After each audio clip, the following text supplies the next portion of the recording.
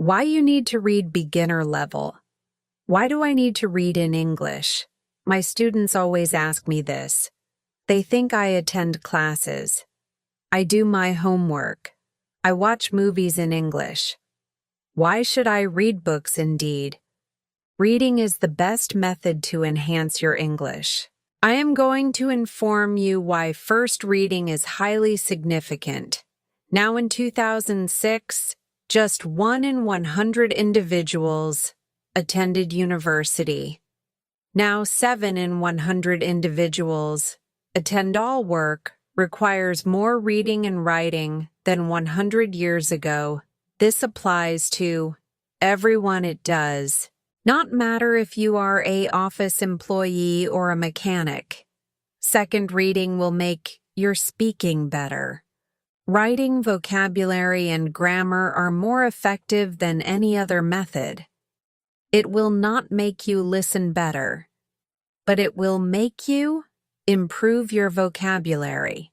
And once you have an improved vocabulary, you are able to listen more readily and better your listening. So in school, you likely read a lot of English. You likely read dull textbooks and stories with exercises at the end. But I'm not referring to that. I'm referring to reading for pleasure more, that is, reading a book you enjoy because you like it.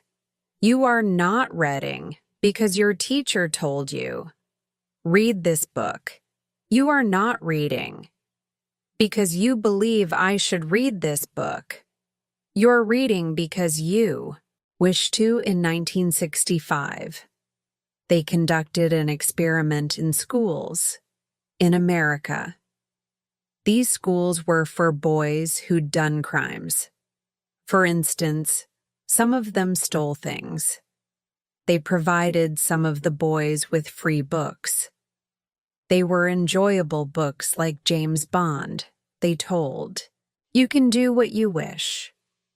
You don't need to read the books, but the boys did read the books. They read numerous books.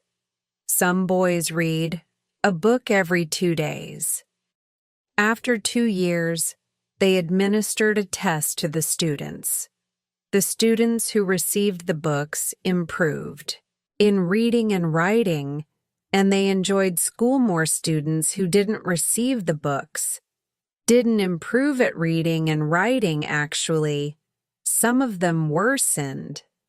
This isn't only true for native speakers, they also tested it on students learning English. In the Fiji lands, they tested 3 methods of teaching. The first method was regular English teaching. They taught grammar classes, exercises, and so on. The second method was reading in silence. The students read books in class. The third way was reading. Together, the teacher read books to the students. After 1 year, the 2 ways with reading were the best. They were much better than the students who did normal English classes. They did the experiment again in Singapore. There, the students who read insolence did very well. They did the best in grammar tests. Other students did grammar classes, but they did worse in grammar tests in normal classes. We try to remember grammar and vocabulary. When we read, we learn them naturally. Maybe you're thinking when I read, in English, it's too hard. I have to use the dictionary all the time. It's boring. I can't do it. I understand, so I wrote this book. I think this book will make you like reading because the stories are easy and fun. The early stories are short and easy, and the later stories are longer and harder. When you finish the book, you will think, wow. I did it. I do a podcast by the name of English Spoken Stories, 9 of the stories contained in this book. I wrote for English Spoken Stories. One of the stories that I wrote for this book But when I created this book, I created the stories, improved better. Now you are able to read the stories at beginner, pre-intermediate, intermediate, or advanced levels. The stories are all fairy tales. Some are popular fairy tales, but some are not so popular. One of them I wrote of myself. Perhaps you're thinking of fairy tales. Fairy tales are for children I require. Useful words I must find out about business and science that cannot. Bemusing in reality. The words of these narratives shall prove to be helpful. Emma Kahn conducted an experiment wherein he compared vocabulary from 22 books. 85% of the vocabulary was on academic word lists. These are vocabulary lists of words that you must learn so that you may study at university roles. And Rogers conducted another experiment. They said if children read 1,000,000 words of science fiction, will they understand key science vocabulary for doing at university? The reply was yes. So yes, fairy stories are also good for you too, but I appreciate if you remain not sure about me when I learned about everything I had a hard time believing too, but I enjoy learning new things and I love learning languages. So in 2017, I decided to try an experiment. I wanted to learn Spanish for a very long time, but I didn't learn very much in regular classes. I told myself I will read 1,000,000 words in Spanish. Then afterwards, I will see. What my level is 1,000,000 words is roughly 20 novels. So it was some work. I began with very easy reading such as this book. Then I began reading translations of books that I knew in English. For example, I have read Harry Potter and Game of Thrones in English, so I read them in Spanish too. Finally, I read new books in Spanish. I read Latin American authors. That means writers like Isabel Allende Luis, Jorge Borges, and Manuel Puig. I love them. I also listen to podcasts, but I always read the transcripts and added the words to my goal after I finished reading 1,000,000 words I wrote and spoke with native speakers. I was at an intermediate level. I could understand nearly all I read. I could understand individuals when they spoke clearly, and I could have conversations. And I had spent most my time reading, not speaking, in 1 year. I learned more than most learners learn in 5 years. I didn't attempt to memorize grammar and vocabulary. I learned them naturally. Perhaps you're thinking, I don't believe this. Or perhaps you're thinking, wow, I'm going to read for hours every day. But I have to say something very important. You need to read books that are easy. You need to read books that are fun. If a book is too hard or too boring, put it down and find another one. Stephen Krashen, a language teaching expert, says only read things in English that are fun and interesting. Read things that are really easy that you wouldn't read in your native language because they are too easy, so that you can read comics, magazines, detective stories, romance stories, and soon don't worry about reading translations. If you read very easy books, when you read a word, which you don't know, you'll get the meaning easily. You won't have to refer to a dictionary. So, what is easy experiments prove? that you should know at least 98% of the words. In a text, 98%, that's so high I know. But let me show you an example here. Is a book where 10% of what you read aren't actual words. So you should know 90% of what you read. Jerry flew out of bed and opened the curtains. He beamed to himself as he made breakfast. He made coffee and put butter on his puffer. Someone called his phone and he picked it up. He was very surprised by who was tongling. So his Vinky fell on the floor. Is that easy to understand? Could you read an entire book of that here is the same words, but only 2% of the words aren't real, so you'd be able to understand 98% of the words. Jerry got out of bed and drew the curtains. He sang unto himself as he cooked breakfast. He prepared coffee and applied butter on his toast. Someone called his phone and he answered it.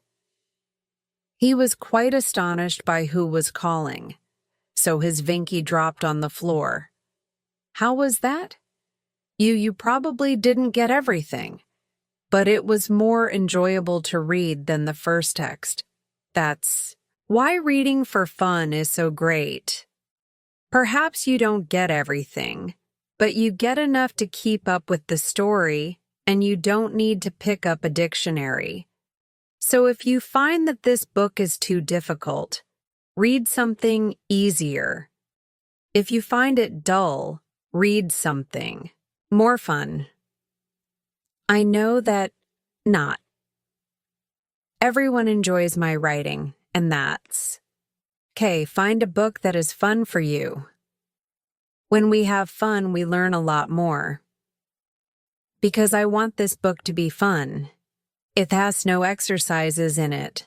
I thought about putting them in after each story, but I don't think it's a good way to spend your time. Instead, you should read more. Read for pleasure.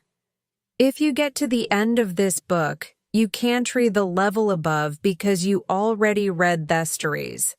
You will know them well and it will be easier to understand. But maybe when you finish this book, you will love stories, I hope. So if you do want to read more, you can listen to my podcast, English Spoken Stories.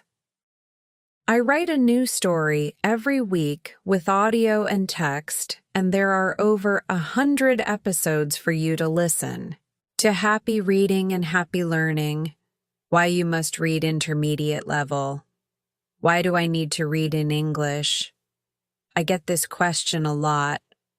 From students, they argue that as long as they're attending classes, doing their homework, and watching films in English, there's no need to sit down with something as dull and old-fashioned as a book. Well, to put it simply, they're wrong, actually. Reading is the best thing you can do to learn English, and I'm here to tell you why. Firstly, reading skills are more essential than ever, whether that be in English or your native language. In 2006, 1 in a 100 attended university today. It's 7 in a 100 all employment, from office workers to mechanics, demands much more reading and writing than a century past. The competition is greater, and readers come out on top. Secondly, reading is the greatest method of enhancing proficiency in English as a whole. Yes, you heard correctly. Reading will enhance your speaking, writing, vocabulary, and grammar much better than any other way. It won't make you a better listener, but it will equip you with the vocabulary. You need to train your ear quickly, but it is not any old reading we're referring to in school. You likely read lots in English, dull textbooks and stories with exercises at the end. No, we're not referring to that. We're referring to reading for enjoyment. That is reading a book because you like it, not because your teacher instructed you to, not because it's what you're meant to read to enhance your English, no questions. No book reports, just pure enjoyment. Yeah, right. You're likely thinking that's too good to be true. Let me demonstrate to you. In 1965, an experiment was conducted in juvenile delinquent reformatories. In America, one group of the students were provided with free books. They ensured they were thrilling books that would interest young boys like James Bond, but unlike most reading schemes, they did not have to read the books. They were merely provided with them. They could pitch the books aside, return them, or draw on the pages, and no one would punish them for it, but the boys did read them. They read a lot of them. Some of them read a book every 2 days after 2 years. They tested the students. Not only did their reading and writing improve significantly, so did their attitude toward school, but the students who were not on this program remained the same. In fact, some of them worsened over the 2 years. This is not just for native speakers. Neither a study of English as second language ESL students in the Fiji lands considered 3 approaches. Conventional English instruction maintained silent reading, meaning reading, insolence for extended periods, and a more traditional reading program in which the teachers read aloud to the students. By the end of year 1, students taught using the 2 approaches to reading had a 15-month edge in English skill compared to the 5 months off traditional method when we repeated the study in Singapore. The students who did only sustained silent reading performed better on grammar tests compared to the students who had only grammar classes. When we do grammar exercises, we try to memorize the rules of the language. When we read, we internalize them. But I know what you're thinking. That's all well and good. But when I hold a book in English, it's too difficult for me. I tire of searching up words and I give up after a few minutes.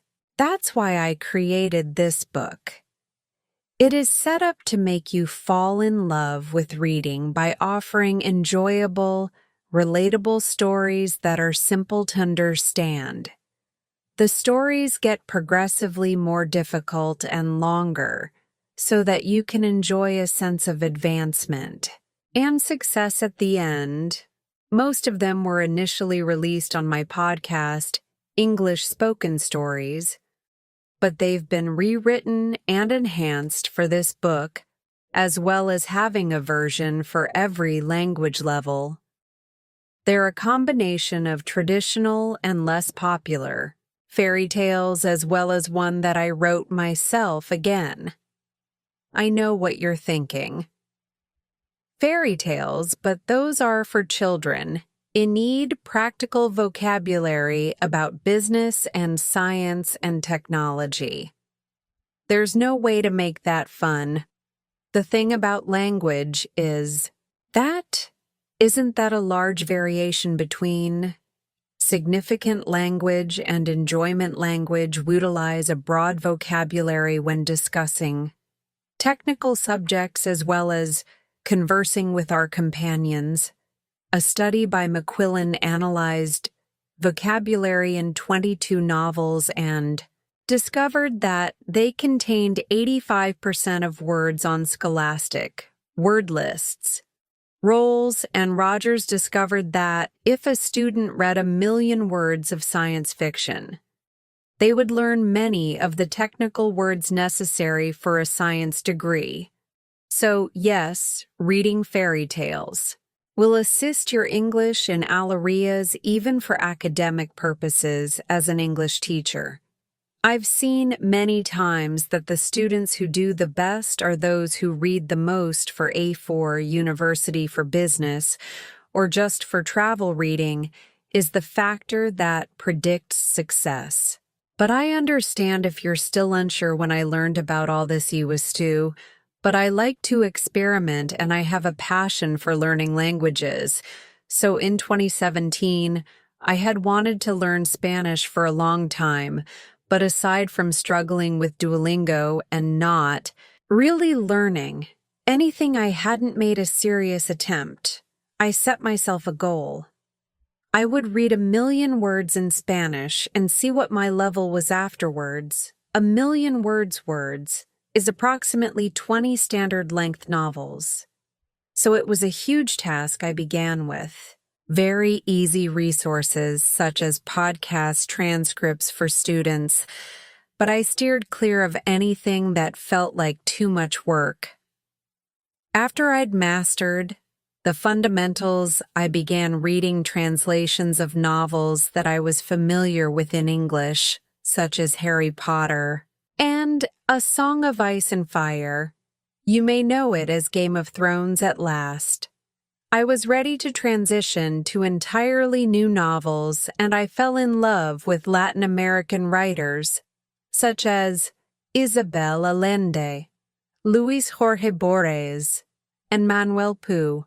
With the reading, I also listened to podcasts, but I always read the transcripts and counted the words as part of my reading after I reached my goal.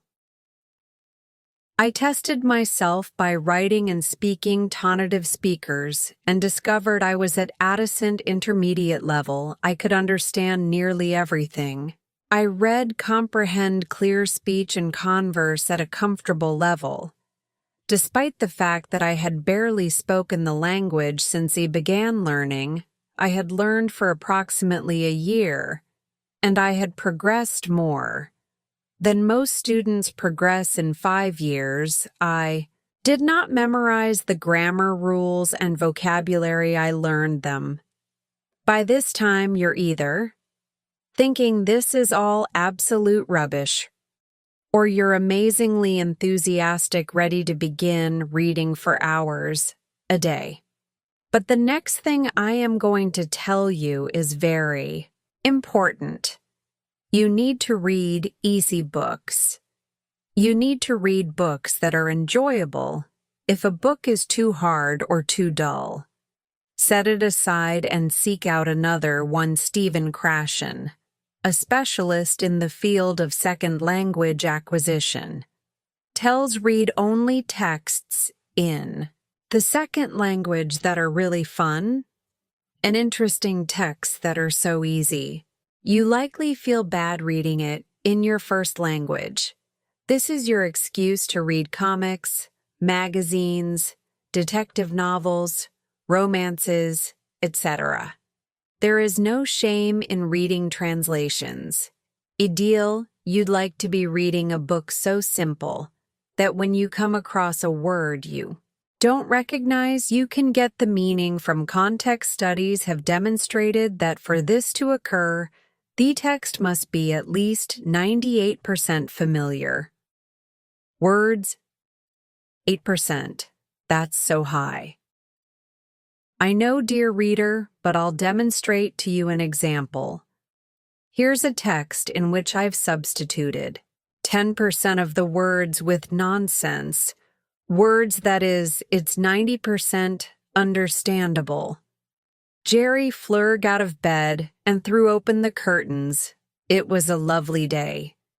He BM'd to himself as he did, his daily routine, pouring coffee and buttering puffer, but then his phone rang and the person.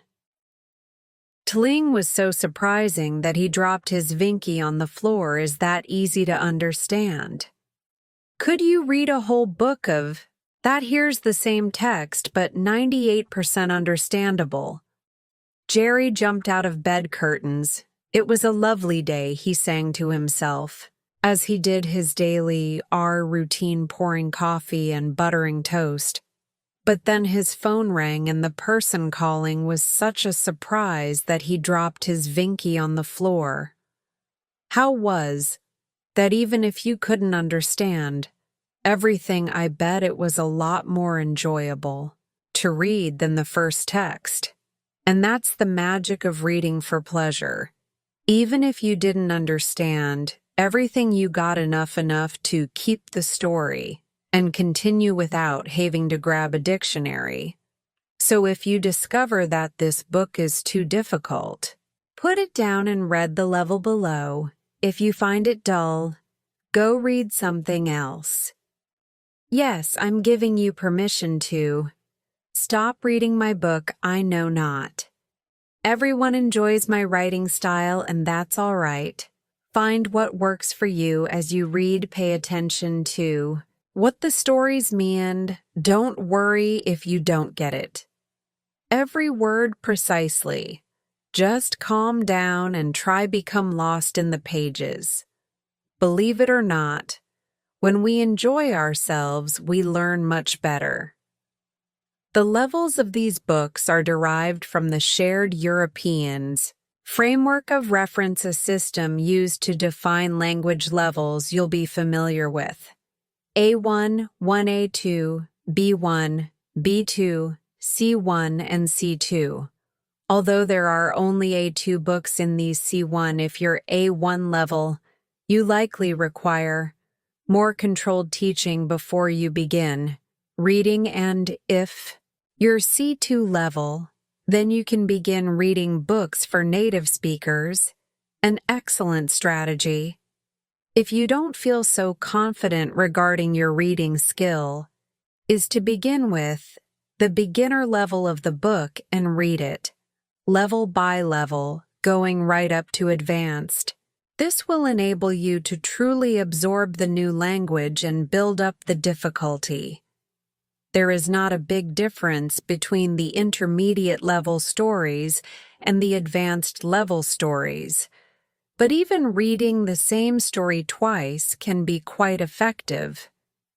We need to encounter new words and phrases repeatedly before our brain can actually understand them. Lastly, this book has no exercises. I thought of adding them after each story, but it would go against everything.